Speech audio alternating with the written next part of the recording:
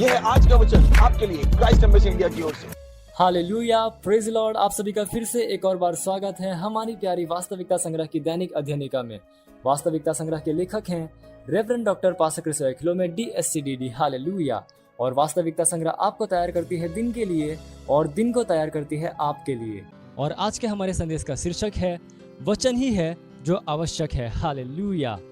हमारा आरंभिक वचन लिया गया है इब्रानियों अध्याय 4 वचन 12 से, जो कहता है, क्योंकि परमेश्वर का वचन जीवित और प्रबल और हर एक दोधारी तलवार से भी बहुत तेज है और प्राण और आत्मा को और गांठ गांठ और गूदे गूदे को अलग अलग करके आर पार छेदता है और मन की भावनाओं और विचारों को जांचता है। Hallelujah, praise Lord.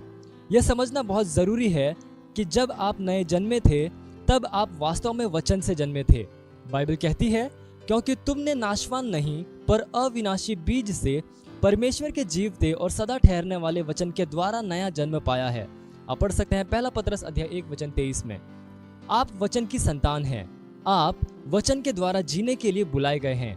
जैसे ही आप वचन के द्वारा बढ़ाए जा रहे हैं, आप वचन में रहते हैं। Hallelujah, praise Lord.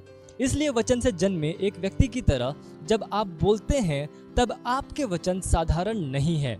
यही कारण है कि रोमियो अध्याय 10 वचन 28 वचन के विषय में कहता है, वचन तेरे निकट है, तेरे मुंह में और तेरे मन में है। यह वही विश्वास का वचन है जो हम प्रचार करते हैं। आपको हमेशा वचन को बाहर निकलने देना है।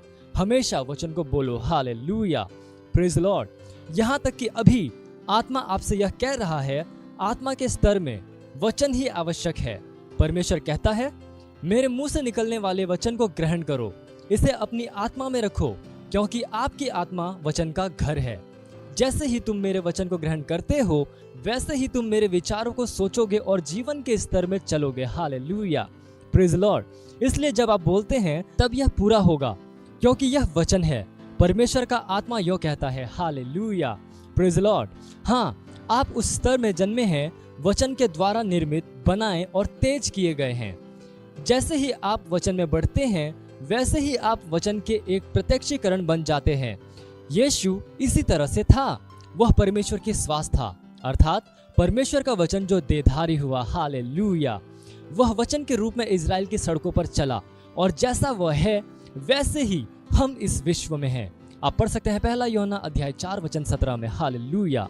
हम वचन कहलाते हैं, मसीह की पत्री।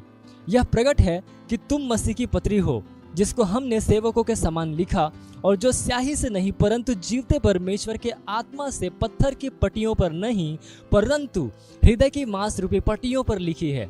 आप पढ़ सकते हैं 2 कुरिन्थियों अध्याय 3 वचन 3 में। हालेलुया।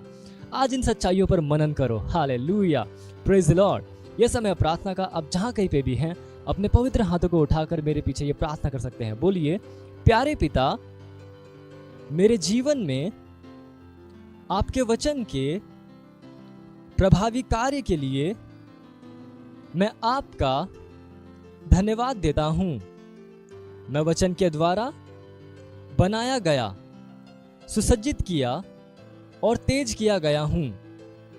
इसलिए मेरा जीवन परमेश्वर की बाहरी श्वास का एक प्रत्यक्षीकरण है, यानी कि उसका वचन और विचार।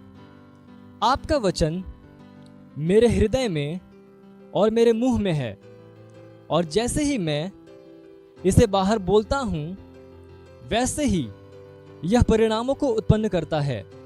प्रभु यीशु के नाम में आमीन।